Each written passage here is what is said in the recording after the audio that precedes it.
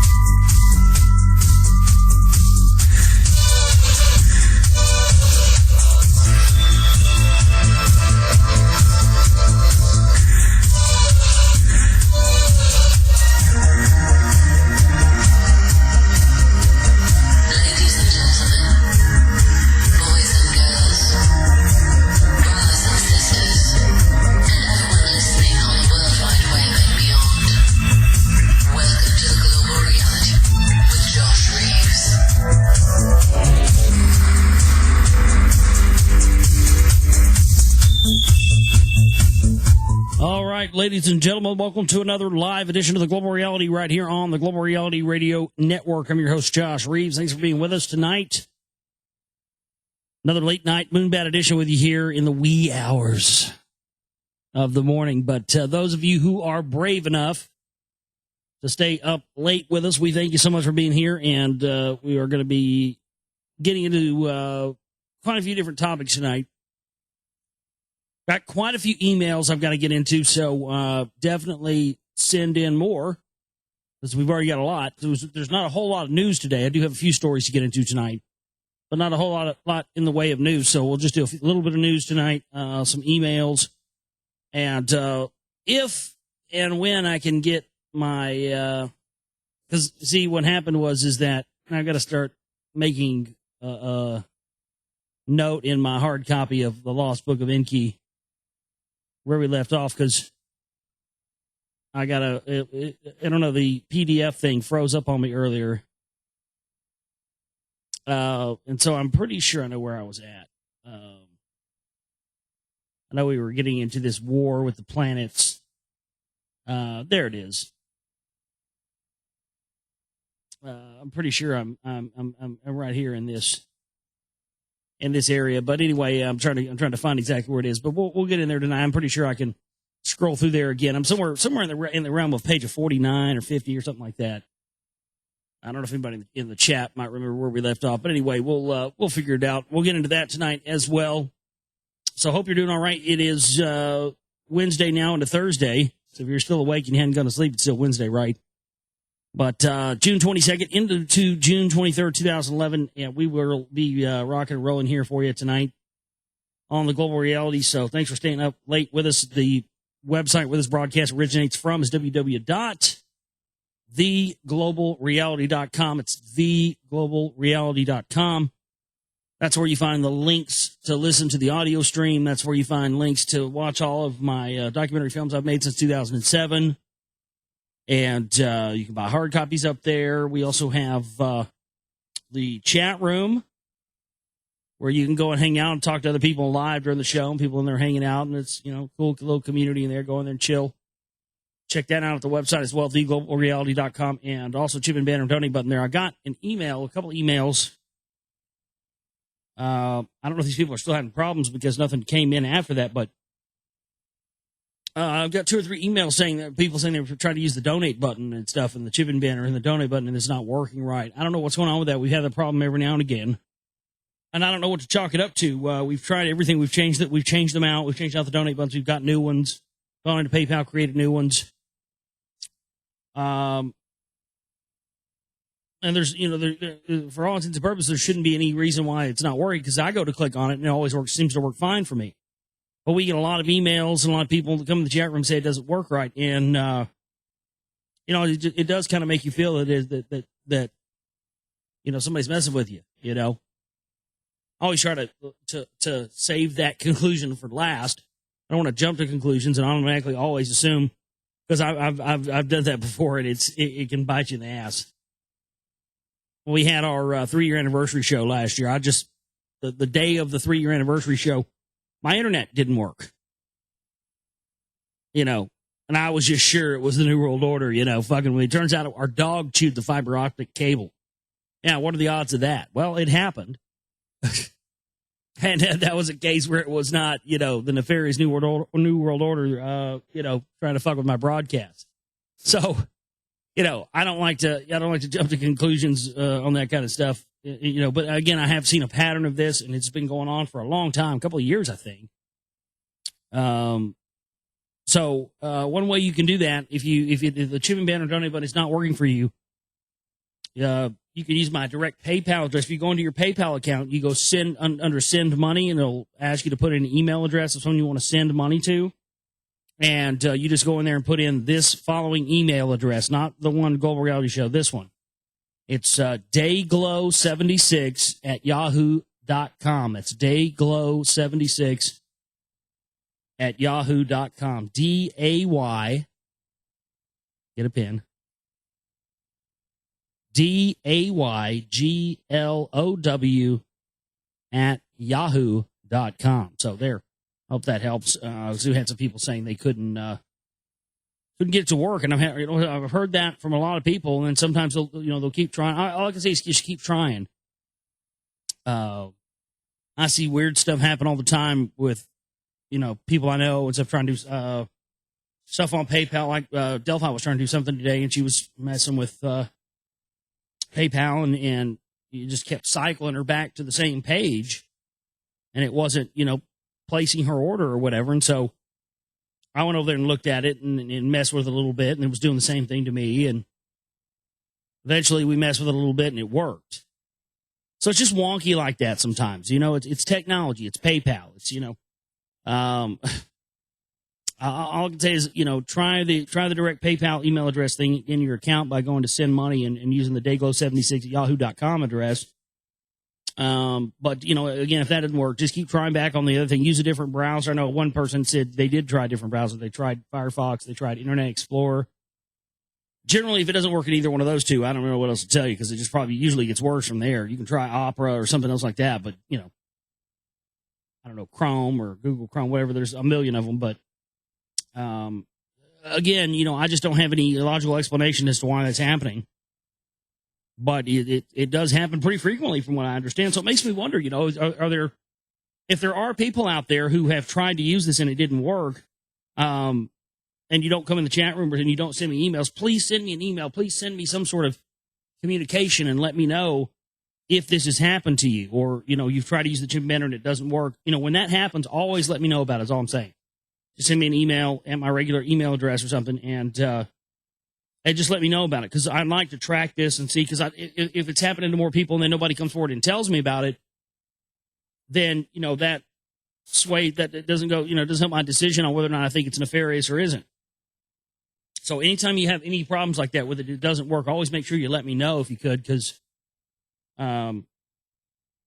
if it keeps happening more and more, I'd have to think they're messing with it. It could be why we haven't, gotten what we needed in lately. It could be that somebody is indeed messing with it, but this is the first somebody's said anything about it to me since it happened. Well, I got 3 different emails today about it.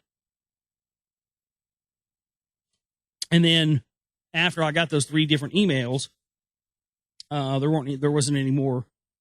There were never any donations that came in after that. So maybe that is indeed what's happening. I don't know, but there you go. I hope that helps. We've got other emails we're going to get into tonight.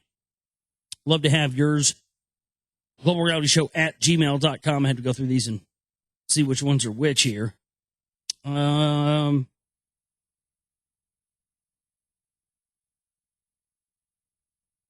Here's one that says, I just recently saw a short video about Gaddafi's large water aquifers and plans to green the desert and so on. Is this, in your opinion, the main reason we are over there, or just one of the many reasons? It would seem if they could grow their own food, have drinking water and hydraulic power in the desert, they would be quite self-sufficient. Also wondering if you have seen the movie Blue Gold. No, I have not seen the movie Blue Gold, but I will look that up and see what it's about if you'd like me to, and give you a report later. Gaddafi's plans to green the dead. Yeah, very well. I mean, most of the time, whenever you see somebody being pegged as an enemy, it's because they are separating themselves from the power structure, from the New World Order itself. So for the foreseeable future, anybody and everybody who is attempts to do that, separate themselves from the New World Order, from the power structure itself, is going to be deemed the enemy. That's what this whole idea of uniting the world under the phony guise of peace. All the worlds, there's no more war. All the worlds are united. So anybody that would want any ideology other than what the world power structure deems is the right ideology is going to be considered a threat and be dealt with by the world power structure itself and all the arms that they can produce. So, yes, I'd say most definitely that's one of the many reasons, also to steal their oil and gold and resources and everything else. But Blue Gold, the movie, haven't seen that. I'll try to check that out. Here's one from Scott in Portland. He says, I'd like to get your take on Kathy O'Brien's claims regarding her MK Ultra experience. Goddamn, some of the claims she makes are far out. Implications that she had sex with Senator Robert Byrd. That's weird. My question is, do you believe her? Thanks, Scott from Portland. I've talked about Kathy O'Brien several times on the show. I'm really middle of the road. Because a lot of the stuff she talks about, it's backed up with other things I've heard. I'll tell you what, a lot of stuff she talked about how, Poppy Bush Sr. being a high-level magician, and she saw, him doing magical hand signs and basically, controlling people's minds with his hands, which I don't doubt for a second, She also said she overheard, like 1980s, them talking about how, Bill Clinton was going to be, they already knew he was going to be president. They were installing him, which is, we know for years that the Bush family called Bill Clinton their son. Publicly. They said, Bill Clinton is our son. That's what they called him. He was like their adopted son, the Bushes. Then you see them pitted against each other in the left-right phony debate. I mean, that should have been a wake-up call to everybody right there. But she's always got that other guy with her, the handler, the CIA guy that allegedly is ex-CIA and got her out. That's suspicious to me. I'll tell you when I really did start to go, maybe, either she is being allowed to put out this information or maybe she is the real deal, was when the Virginia Tech shootings happened. Because I had read her book, Scott, probably about, that was 2007, so probably about a year or 2 years before that, I had read Transformation of America, the book by Kathy O'Brien, describing many of these things you're talking about here. And I had remembered in that book, and I can't remember what chapter it's in, but she says in that book, she talks about this mind control camp, this government, like CIA, DARPA mind control facility built inside the Black Butte Mountains there, right on the foothills of Virginia Tech. She talked about in that book being there, and then, of course, all the connections there were to, there was mind control all over that thing 7 Ways to Sunday with that Asian guy that did that. He, disappeared and for weeks at a time wasn't seen. So it was clear that was mind. So that was what blew me away, was that, she had written about this mind control facility right there in those mountains on the foothills of Virginia Tech, and then here this clear mind control thing breaks out right in that exact spot, and that's what made me think, wow, either she's, either she's being allowed to bring this stuff out or she's telling the truth, because that to me sealed the deal. I was like, wow, maybe she does deserve a little bit of credibility for, at least for that. That's pretty bam, spot on. How did she know that? How was she aware of that? She claimed she was there. That's how she knew about it. And again, with all the evidence all over Virginia Tech and that shooting being absolutely a mind control operation, it really made that information that she'd put out about that seem to me like, okay, maybe there is something to that. But I don't know, man. I think it's like everything else. Take it with a grain of salt. What you can, like that, with a situation like that where something happens and it verifies something she wrote about, that's hard to argue with, But let's see if we get some more of those through the years. I don't know. I'm kind of 50-50, you know. But thanks for the email, Scott. I hope that helps. This is a question that I get a lot, and probably one of the questions I've probably addressed as many times as I've addressed anything on here on the show. But it's a good question, and it comes from the reason we get this question so much is because we have a shit ton of fucking listeners up in the Great White North. Canada, baby. Canada, eh? Oh, straight up, man. We got a lot. I love you Canadians, man. You guys are so fucking great. If I ever decide to get the fuck out of here, I'm coming to Canada, so be ready. But yeah, I mean, look, Canadians, man, I don't know what it is. I guess because I like Canadian culture. I like Canadian comedy. I like Canadian music. You know, I guess they kind of adopted me, which is rad. Shipped a lot of DVDs up to Canada. A lot of people have bought DVDs up there. And people have been very interested in my work on the CMP in Canada because, of course, their prime minister, Stephen Harper, is a Council for National Policy member. So one of the questions I get quite frequently from Canadian listeners, which is fine. You know, I'm happy to answer at any time. If you don't know and you want my opinion on this, please, I'll answer it a million times if I have to. So here we go. I'll answer it again because it's, you know, it's a legitimate question, and it really does. One that I learn more about. Every time somebody asks me this question, what's interesting about it is every time somebody asks me the question, I've learned more since the last time someone asked me, you know. So DF says, hello, Josh. How much power and influence do you think the Council for National Policy has in Canada? If you have a chance, could you get into the CMP connection to Prime Minister Stephen Harper, as well as his ties to other political figures or organizations in Canada? Thank you for all your hard work and dedication. Best regards, Daniel. So, yeah, Daniel, the thing you got to understand about the Council for National Policy is their roots. And their roots, as well as the roots of the Council on Foreign Relations, the Royal Institute of International Affairs, which is essentially the British version of the CFR. These are the British Roundtable groups. They originated out of the Milner's Roundtable, London School of Economics, the Fabian Socialist Society. And they set up all of these groups, these left-right groups, the Council for National Policy, the Council on Foreign Relations, Bilderberg Group, Trilateral Commission. They form all these groups, and they form some that are left and right, and they run the Hegelian dialectic, and then they make it appear that these two sides are against each other, but really they're all serving the same socialist masters. And that's why, of course, the Fabian Society's logo is literally a wolf in sheep's clothing. That's what all these guys are.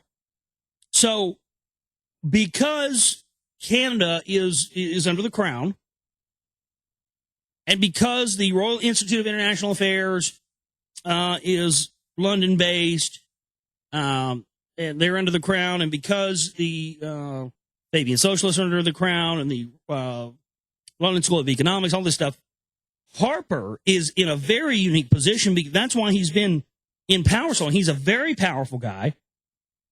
He operates on behalf of the Queen of England as the intermediary between Canada and the United States and the political issues of the right wing and the agendas of the Fabian Socialists and the priest class at large. And so what was very interesting is that the right-wingers in Canada sing from the same song sheet as the right-wingers here in the United States, and you know, the same thing they have with the Labour Party and the Tory Party in the UK and all that. So they have huge influence in Canada, but the reason they have the huge influence is because Canada is how how Britain, the Crown, the Queen, that's how they still control America and get America to do the bidding for the world power structure of Rome. Canada is how they make it look legit. So essentially, what happens is Prime Minister Stephen Harper takes his marching orders from the people that are high above him that report directly to the Queen of England, and then passes on that information in secret at these Council for National Policy meetings. So there you get to see where the marching orders are coming from. So this is why everybody in the so-called truth, freedom, patriot movement should have a problem with the Council for National Policies, because it proves beyond any shadow of a doubt that with Stephen Harper's participation in this group, you receive the direct line of influence from the crown in England. Now, these guys talk about, the revolution and being free of, Britain and rule and but they're taking their marching orders directly from them. That's why you should have a problem with people like, Paul Craig Roberts and Larry Pratt and whoever else in the whole patriot movement troop. That's why you cannot trust those guys. They can sit there and tell you, I was a member once for a month or a year and it was too expensive, whatever. No. Regardless of how long they were a member, and who are they to prove that they're not anymore? Because they don't make current member lists available to the public. Hell, even the Bilderberg Group tells who's there. They don't. So, there's no way to prove it. And they say, I was a member once, but I'm not anymore. You can't prove that. But they never say that. They never let you say that when you're interviewing. So no matter how long they've been involved in the CNP, they were involved in a secretive group who takes their marching orders directly from the Fabian Society, directly from the socialist bankers' headquarters in London, and disseminates that and runs the plan to be the crazy, kooky, right-winger religious fucks so that communism and socialism and all this can take over. So no real resistance to the system ever picks up. That's why Ron Paul and Lou Larriman and all these other goddamn clowns that are involved with CNP members and stuff, that's why they're the enemy just as much as David Rockefeller is. And I've been trying to get the people in the truth and the patriot movement. I'm not your enemy. I'm your friend. I love you. All of you people that listen to Alex Jones and listen to all these other shows, I'm not your enemy. I'm your friend. I love you. I'm trying to get you to see this, man, because I figured it out, and I want you to figure it out, too, because it's there if you research it and look at it. These guys are taking their marching orders. All these CNP guys like Jones that are, Ron Paul, no matter who it is, they're taking their marching orders from the enemy. We have the proof. I beg of you to look at it. Forget about me. You can hate me all day long, man. It doesn't matter. But don't ignore this information because you think I'm a dumbass.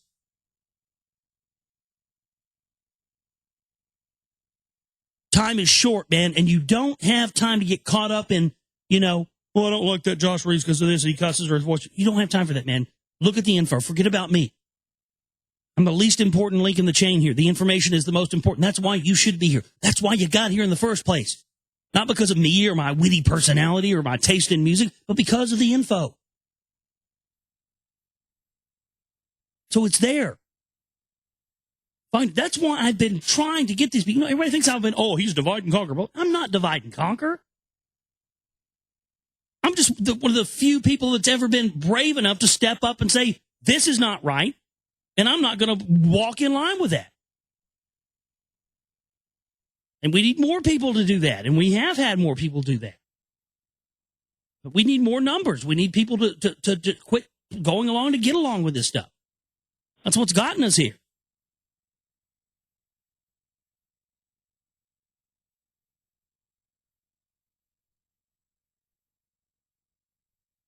So thanks, Daniel, for that email here. Let's see what else we have. I got sent a bunch more anagrams for the Lost Book of Inky stuff from Alice. I tell you, it's like fucking Encyclopedia Britannica worth of shit. So I can't read all that on air. What I'm going to do is I'm going to forward that stuff. As long as it's okay with her, I'm going to forward that stuff over to my webmaster, Man Hydra. I'm going to have him put this up in the news section so you can see these anagrams taken from things within the Lost Book of Inky, which we've been reading because it's highly interesting stuff.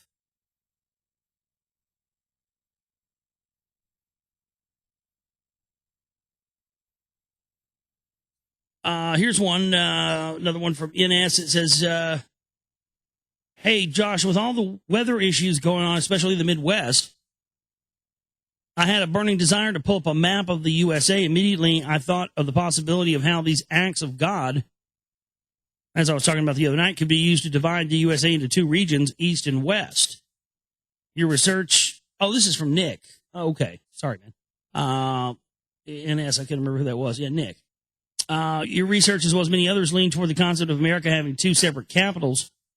The nuclear plant in Nebraska and the tornadoes in Joplin, Missouri run along north-south paths of states that line up perfectly with Canada to the Gulf of Mexico. It seems plausible that these natural disasters would occur first before a civil war scenario in order to establish an east-west division of America. What are your thoughts on this? I'll tell you, it's interesting you bring that up, Nick, because I was going to talk about here tonight with one of these stories. I think before that,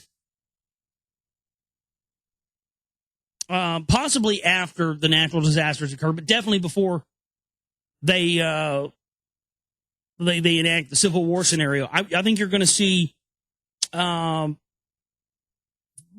legalization, decriminalization. I've been saying that. Remember I talked about that last week with the fish story we had. Well, today, this story, new bill ending federal ban on marijuana to be introduced to Congress. Representatives, Reps Barney Frank and Ron Paul will introduce legislation on Thursday to the U.S. House of Representatives that ends the federal prohibition on marijuana. So what is interesting about this is this will end the federal ban, but not the state ban. So what you would have is you would have states determining, you'd have some states saying marijuana is legal all the way across the board. Come get it, come smoke it, do whatever you want. It's here. You'd have other states like, I know for sure, Texas, who would say, absolutely not, no way in hell. We're not legalizing here, and that's what's going to cause the split of the union and cause ultimately the Civil War. Yeah. So I think somewhere in the middle of that or during that's when you're going to see these natural disasters play out, Nick. Yeah. I think that's definitely how it's going. I think that's what is going to be the wedge issue that ultimately causes the Civil War on top of everything. When they go for decriminalization and legalization, and then other states decide they're not going to go along with that. It definitely looks like it's moving towards that. And boy, oh boy, it's going to get interesting. So yeah, kind of coincide with that story. And here, another question here: the Koch brothers are very rarely discussed. I have not seen their names on any CMP membership lists on the internet from typical watchpair sites that post previous member lists. I did see an award issued by the CMP to one of the Koch brothers. Should we assume that the Koch brothers are members? Are you including him in the secret right? I know, the Koch brothers are definitely connected to the Council for National Policy, 18 Ways to Sunday, through a bunch of the different business dealings, Heritage Foundation as well. I'm not going to be covering them in Secret Right Volume 2, but I'm pretty sure Lee Rogers is going to be covering them quite a bit in his film when that's out. So there you go. Hope that helps. Okay, let's see. We don't have very much news tonight, so let's just get through the news we have in this segment, and then we'll take a break, come back, and start reading out of our book. Actually, God, do I have any stories at all tonight? 2 or 3, I guess. Not very many. Let's just get into which ones we do here.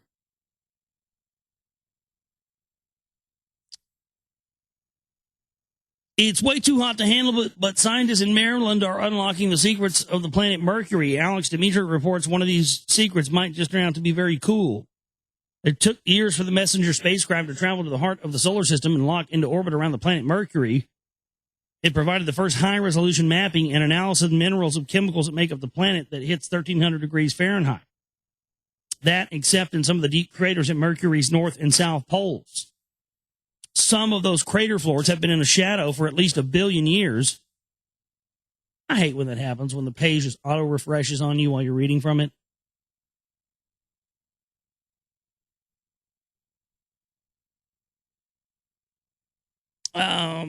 They act like cold traps. It's very possible there's isolated water inside of these things, so the hot, burning mercury may actually hold water inside of it.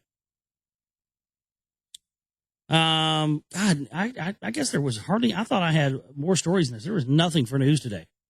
I guess I ended up finding nothing. Man. So I guess we'll just finish up what we got here and come back and read the Lost Book of Enki for you more tonight. It's more interesting, this news anyway, isn't it? seem to be having more epiphanies from that than the goddamn news.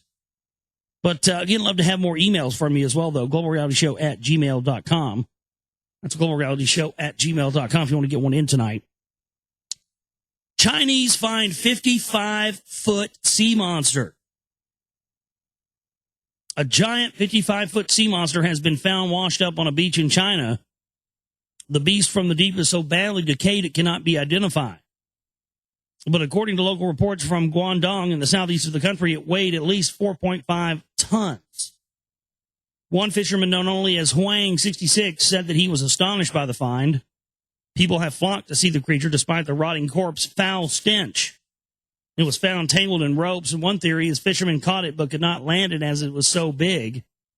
And it just looks like a big, huge Cthulhu fucking thing. I don't know what it is. It's crazy. But, you know, as we're pumping radioactive shit into the atmosphere and into the earth, and as we're, you know, pouring nerve gas into the oceans and pouring vast amounts of oil, we're probably going to see all kinds of shit come up dead and wash up, you know, that we didn't even know existed. There's been a lot of this. So that's crazy wild stuff. I'll put a link to it in the chat room. But anyway, we'll take a break, come back, and a fitting song for you here after that story. And we'll get, back here with you on the Global Reality right here on the Global Reality Radio Network. I'm your host, Josh Reeves. Thanks for being with us tonight. And if you're just if you're a new-time listener or long-term listener, whatever it may be, thanks for listening. If you're listening on a rebroadcast later or an archive, thanks for being with us. My website where this broadcast originates from, www.theglobalreality.com. That's www.theglobalreality.com. Love to see you over in the chat room. And again, please support our work if you can. The chip and band, the donate button's there. We have to meet our goal by next week. So it's been kind of slim this week, but people said they've been having problems with the PayPal thing. So again, just let me know if you have any problems, and please support us if you can. I did find our spot where we left off last night from Lost Book of Inky. So without further ado, we'll jump right into where we left off here. Now, this is the account of the celestial battle. We had the lead up to that last night, so tonight we're going to actually have the battle. And how the earth led came to be, and of Nibiru's destiny. The Lord went forth, his fated course he followed. Toward the raging Tiamat, he set his face, a spell with his lips he uttered. So this is interesting that these people, you know, they seem to be, you know, these gods are using spells and they're using magic. And Tiamat, of course, we know this is the battle of the planets, the account of the celestial battle, meaning the battle of the planets. And Inky talks about these planets being gods, which is funny. Yeah, somebody was talking about that email we got from some crack nut a few months ago saying, all the planets are Satan. Oh, my God. Suck Satan's cock, bitch. Oh, my goodness. And so, again, you know, this is, bear in mind when we're talking about here in this segment that this is supposedly a planetary battle between gods, the planets themselves being gods and battling. And, of course, we know what the outcome that's going to be, the destruction of Tiamat, which was allegedly this water planet that, when viewed from Earth, made it appear from Earth that there were two suns, because it was a water planet, and the sun shining on it made it reflect, so it looked like a second sun. And supposedly it was blown up. The pieces of it became the asteroid belt, and all the water came rushing down to Earth, causing the Great Deluge. And so this is essentially what this is going to be talking about right here. Toward the raging Tiamat, he had set his face, a spell with his lips he uttered. As a cloak for protection, he, the pulsar, and the emitter put on. Pulsar and emitter, so that's like, I mean, this sounds like high technology, doesn't it? I mean, again, you have to understand that you know, this is talking about very, very advanced technology, advanced beyond what we even have right now in 2011, way, way beyond that.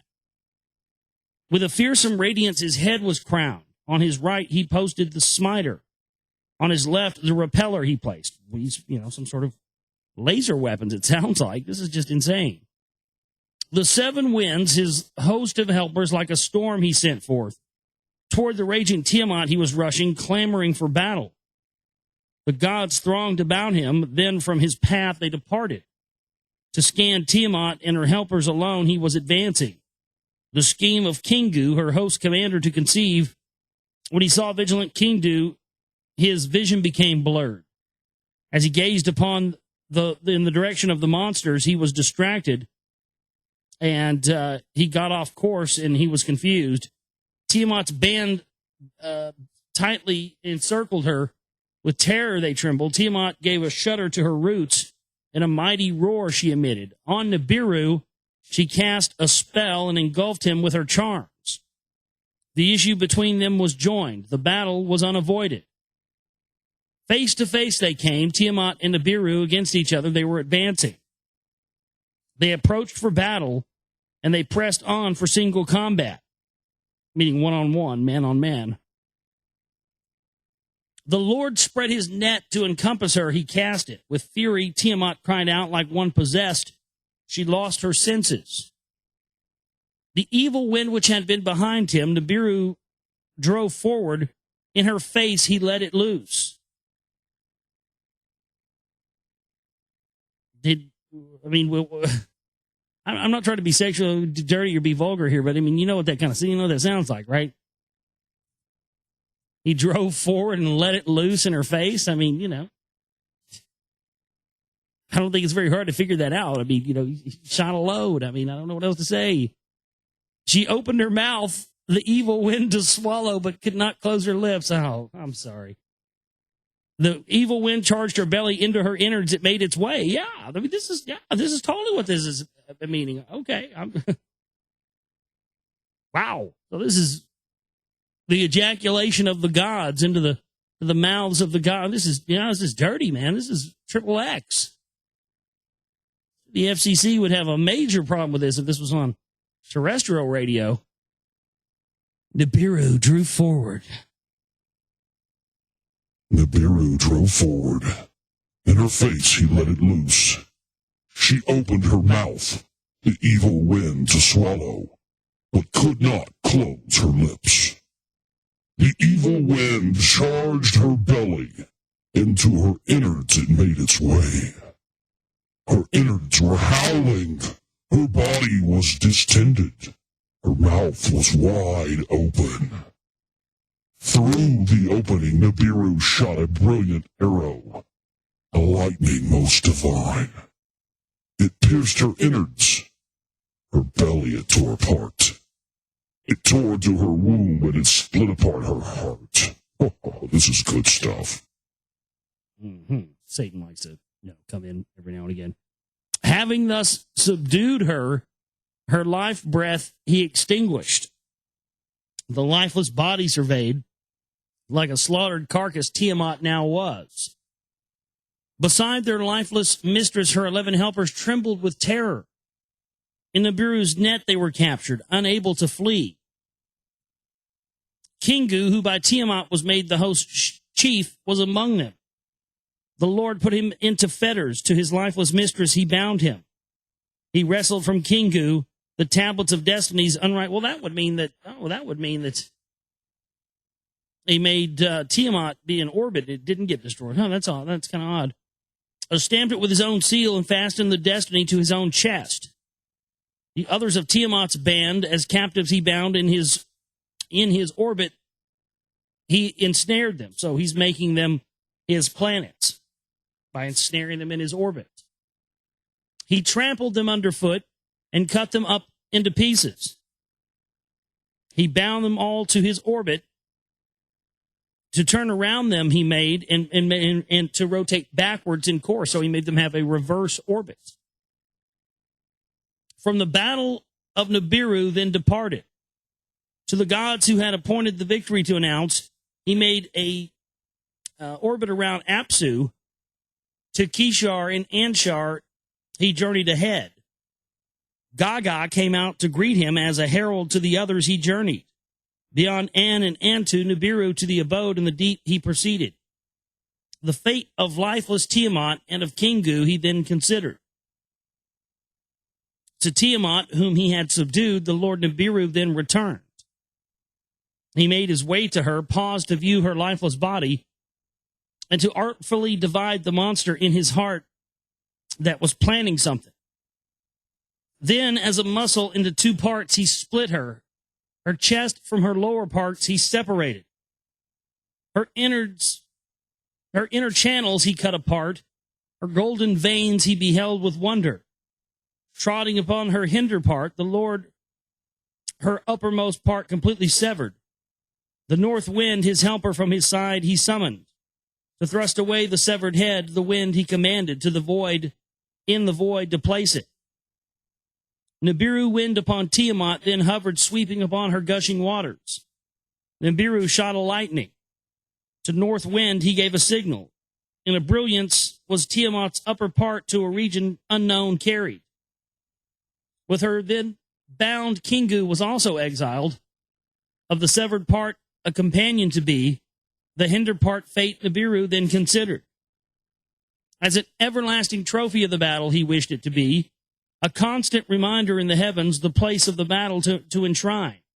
With his mace, the hinder part he smashed to bits and pieces, then strung them together as a band to form a hammered bracelet. So is that Saturn?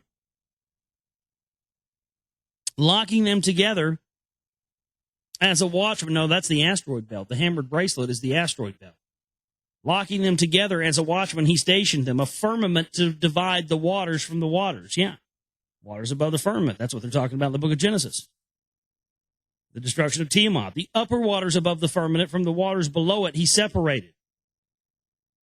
Artful works Nibiru thus fashions. The Lord then crossed the heavens to survey the regions. From Apsu's quarter to the abode of Gaga he measured the dimensions. The edge of the deep Nibiru then examined towards his birthplace he cast his gaze. He paused and hesitated then to the firmament, the place of the battle. Slowly he returned. Passing again to Apsu's region of the sun, missing his spouse that he thought about with remorse. He missed her because she was dead. He gazed upon Tiamat's wounded half. To her upper part he gave attention. The waters of life, her bounty from the wounds, were still pouring. Her golden veins, Apsu's rays were reflecting. The seed of life, his creator's legacy, Nibiru then remembered. When he trod on Tiamat, when he split her asunder, to her the seed he surely imparted. He addressed words to Apsu, to him saying, with your warming rays to the wounds give healing. Let the broken part new life be given, in your family as a daughter to be. Let the waters to one place be gathered. Let firm land appear. This is when they're transferring the water to earth, folks. That's what this is. By firm land, let her be called Ki. Henceforth, her name to be. And Ki, before it was named earth, was called Ki, K-I. Apsu to the words of Nibiru gave heed. Let the earth join my family. Ki, firm land of the below. Let earth her name be henceforth. By her turning, let there be day and night. In the days, my healing rays to her I shall provide. Let Kingo be a creature of the night to shine at night. I shall appoint him. So Kingu became the moon. Earth's companion, the moon forever to be. Which is just odd considering, our moon seems to be an artificial construct. I mean, it seems, it orbits us in a geosynchronous pattern like a satellite, not like an orbit of a moon. That's what's very odd about it. Nibiru the words of Apsu with satisfaction heard. He crossed the heavens and surveyed the regions. To the gods whom had elevated him, he granted permanent stations. Their circuits he destined that none shall transgress nor fall short of each other. He strengthened the heavenly locks, gates on both sides he established. An outermost abode he chose for himself beyond Gaga were its dimensions. The great circuit or the great orbit to be his destiny, he beseeched Apsu for him to decree. All of the gods spoke up from their stations. Let Nibiru's sovereignty be surpassing. Most radiant of the gods he is. let him truly the son of the sun be. From his quarter Apsu gave his blessing. Nibiru shall hold the crossing of heaven and earth. Crossing shall be his name. The gods shall cross over neither above nor below. He shall hold the central position. The shepherd of the gods he shall be. A shar, or a type of a way of measuring time, a shar shall be his orbit, that his destiny will forever be. Now, this is the account of how the olden times began, and of the era that in the annals of the golden era by the name it was known, and how from Nibiru to earth the missions went the missions to earth to obtain gold happened. The escape from Alalu from Nibiru was its beginning. With great understanding was Alalu endowed. Much knowledge he had learned. He learned much knowledge by his forefather Enshargal of the heavens and the orbits. Much knowledge was amassed. By Enchar was acknowledged, greatly augmented. Of that Alalu made much learning with the sages he discoursed, savants, and commanders he consulted. Thus was the knowledge of the beginning ascertained that Alalu had learned. The gold in the hammered bracelet was the confirmation. The gold in the hammered bracelet of gold in Tiamat's upper half was the indication. At the planet of gold, Alalu victoriously arrived in a high chariot with thunder crashing. So, a loud spaceship comes crashing down. With a beam, he scanned the place, his whereabouts to discover. So, he there again, Alalu comes down in his ship, his UFO, scans a beam down, and then decides that where he's going to land. The same thing that he did before when he decided there was gold there. He shot a beam down. I mean, this is amazing stuff here. 5,000-year-old text talking about UFOs and shooting beams down. Crazy shit. High chariot on dry land descended. At the edge of extended marshes, it landed. He put on an eagle's helmet, and he put on a fish's suit. So he put on an eagle's helmet. That's funny. And a fish suit. So he put on something where he could swim under the water. The chariot's hatch he opened. At the hatch, he stopped to wonder.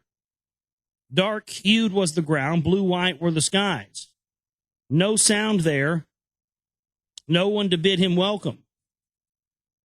Alone on an alien planet he stood, perchance from Nibiru forever exiled. To the ground himself he lowered. On the dark-hued soil he stepped. There were hills in the distance. Nearby much vegetation there was. Ahead of him there were marshes. Into the marsh he stepped. By the water's coolness he shuddered. Back to the dry ground he stepped. Alone on an alien planet he stood.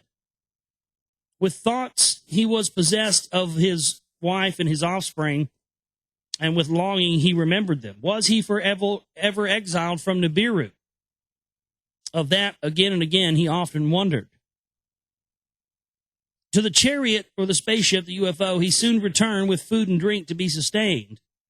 Then deep sleep overcame him, a very powerful slumber. How long he slept he could not remember. What awakened him he could not tell. A brightness there was outside, a brilliance on Nibiru unseen, the sun. A pole from a chariot he extended. With a tester it was equipped. It breathed the planet's air. Compatibility it indicated. The chariot's hatch he opened. At the open hatch he took a breath. Another breath, then another. The air of Ki indeed was completely compatible with Nibiru's. Alalu clapped his hands. A song of joy he was singing. Without an eagle's helmet, without a fish's suit, to the ground himself he lowered. The brightness outside was blinding. The rays of the sun were overpowering. Into the chariot he returned, a mask for the eyes he donned. He went and got his ass some sunglasses. Good call.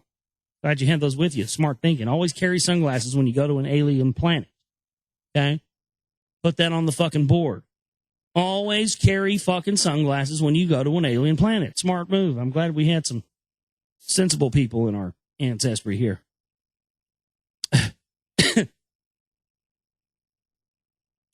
He picked up a weapon that he carried with him, and he picked up a handy sampler. What's a handy sampler?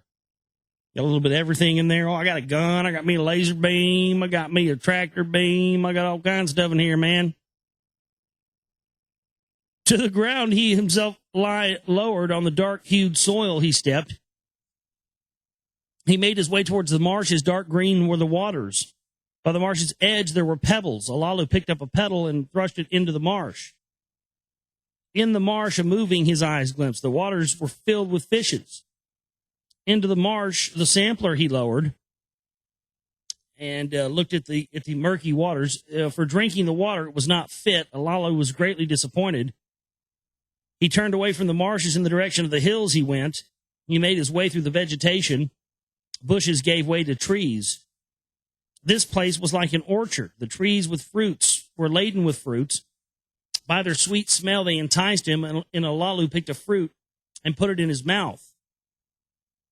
It was smelled very sweet and tasted very sweet, and he was greatly delighted. Away from the sun's rays, Alalu was walking toward the hills. He set his direction.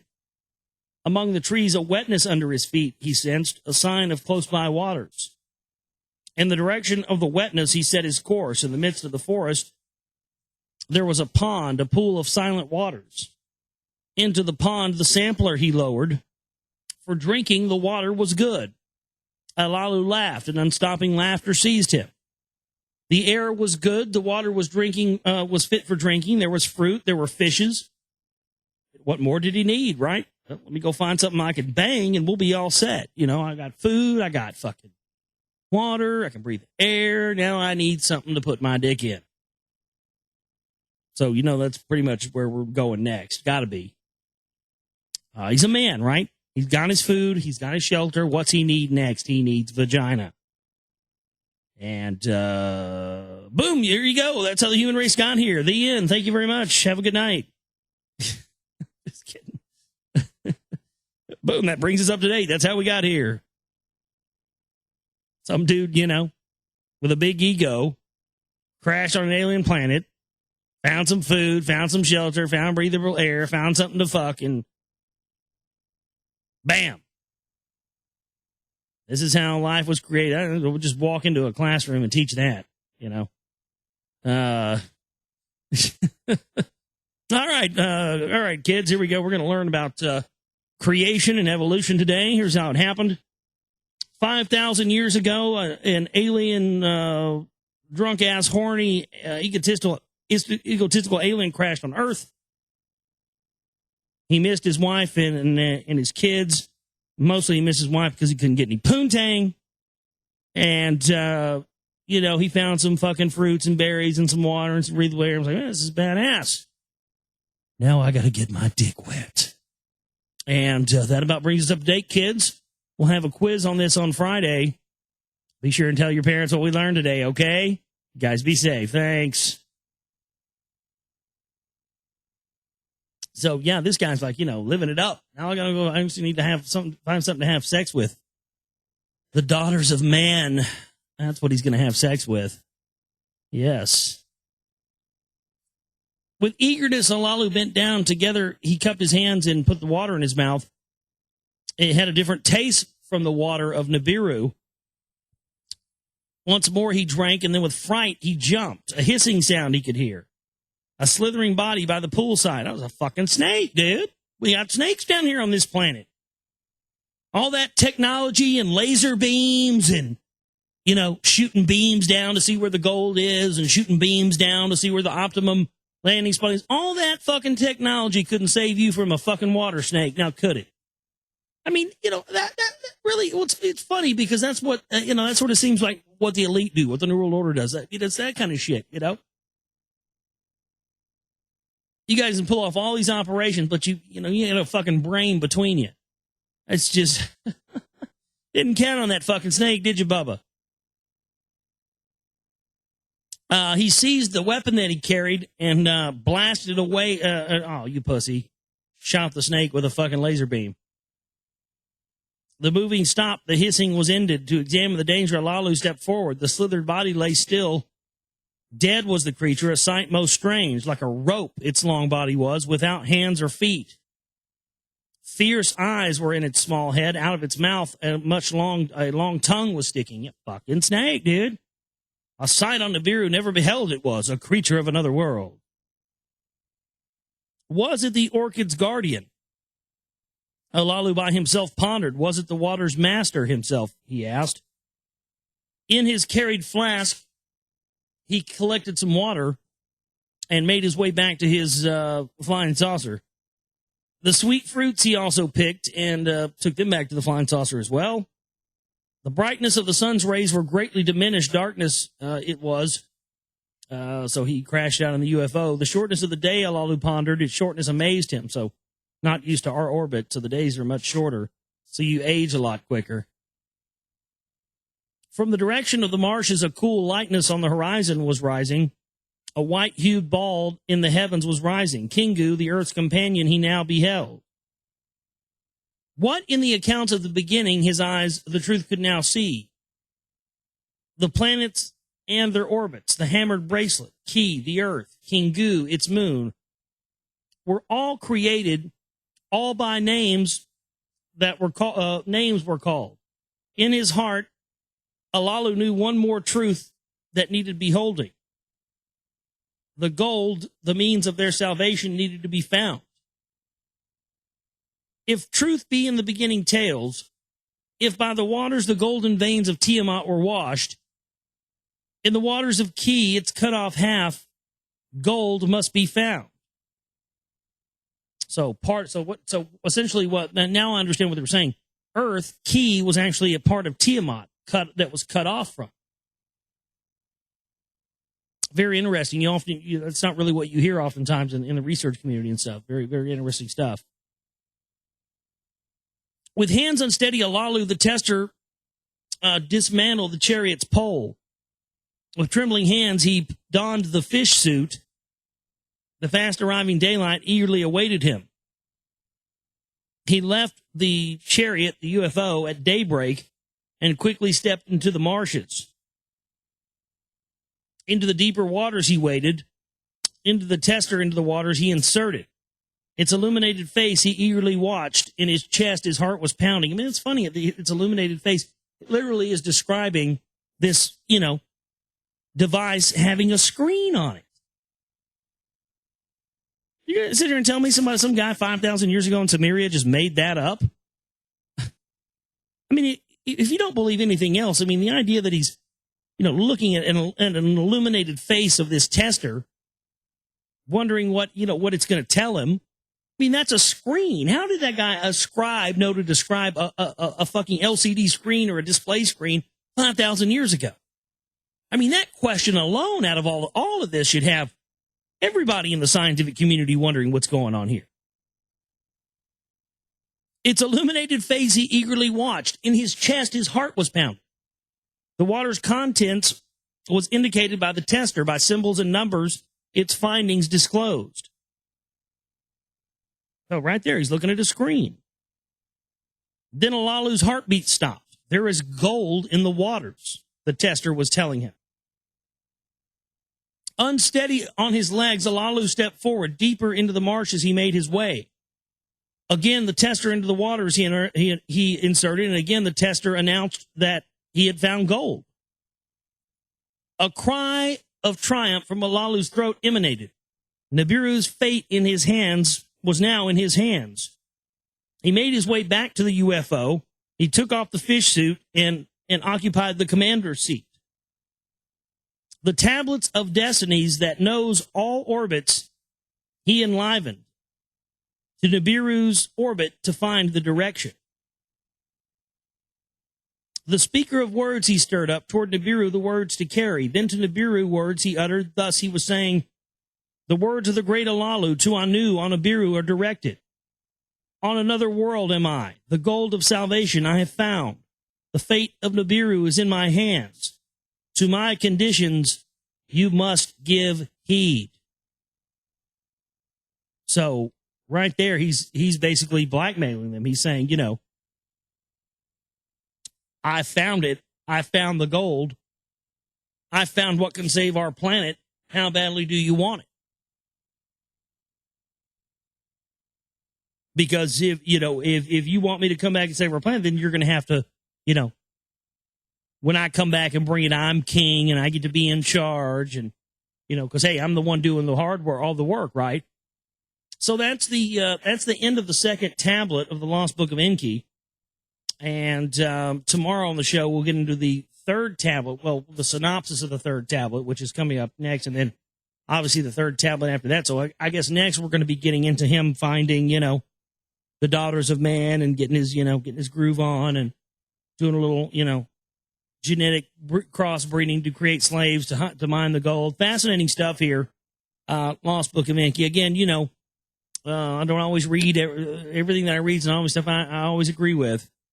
I'm not reading this because I endorse it or I agree with it. I'm just reading it because it's highly interesting, and we are, I think, by reading it like this and sort of dissecting it and going through it day by day and page by page, I think it gives us all, myself included, you, more of an opportunity for us to decide for ourselves what's bullshit and what's not, instead of somebody just telling us, oh, Zachariah Sitchin, he's, CIA, and yeah, he was, blah, blah, whatever, but still, let's decide that for ourselves. Let's go through this. Let's see if we can get anything out of it. We'll call what's bullshit, and we'll take the rest and go about our own merry way. We don't have to fucking buy into anything or support, this clown or his ideology or what he stood for or anything else, but the fact of the matter is, the reason why we've been told not to look at this is because this is indeed what mankind is supposed to know, so we don't repeat those same vicious cycles. And with the knowledge of this stuff, mankind would know that this happened in the past and this is where we're heading, and we would pull ourselves out of that before we had a chance. That's why they will not let us have this info. And that, again, is why the whole, operation of the phony controlled patriot movement, truth movement was set up. Because they knew when people started looking towards conspiratorial topics, they eventually get into this stuff. But that's why you hear Alex Jones, oh, folks, that stuff's a distraction. Talk about the bankers, folks. Just quacking it up, running block, being the cock block for the priest class. Keep on doing it, Bubba. People are awake now. A lot more people have figured this out, and that, to me, like I talked about last night, that's the fight. That's what we got to do. We got to continue to try to get this information out to people and let them know that what these elite and these priest class bozos are hiding at the very top is they're hiding our birthright. They're hiding our information. They're giving us these phony things like, the phony state of Israel and, telling us that these people over here are the Semites when it's not actually them, and they're going and killing the other people that are actually the bloodline descendants of these ancient civilizations. I mean, it's just insane. But it's all happening because of our sheer lack of knowledge of things that we've never been allowed to know. If we had a history of what had happened on other planets where possibly our forebears came from, and that they had gone down the same route we did, we might see that and go, oh, man, they fucked up. We don't want to go that route. We got to change things. If we were to do that, there'd be no more New World Order. There'd be no more power structure. So you see, this is why this is important. This is why I implore you to look at this information and, as usual, decide about it for yourself. Please support our work, folks. We've been kind of slide on donations lately, and people had problems with the button and stuff. GlobalRealityShow@gmail.com is my email address. The Chipping Banner and the donate button are there at the website where you can make a donation and use the Chipping Banner or the donate, but whatever you want to do. If you want to kick in cash and make a grant to us, give us a grant so we can buy better equipment, do whatever else, that's super duper too. We could use anything right now. My name is Josh Reeves. I love each and every one of you. We'll see you next time for the broadcast. You guys have a great night. Take care.